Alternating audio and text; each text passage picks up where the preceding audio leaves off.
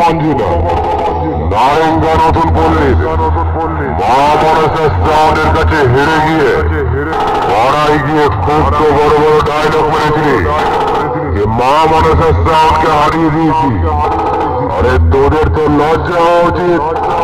মিথ্যে কথাগুলো পাড়ার মাচায় মানায় ময়দানে নয়। আজ তোদেরকে এমন ভাবে হারাবো, এই হারাজতের ব্যাপারটা তোদেরকে ভালো করে বুঝিয়ে দেবো, বুঝেছিস?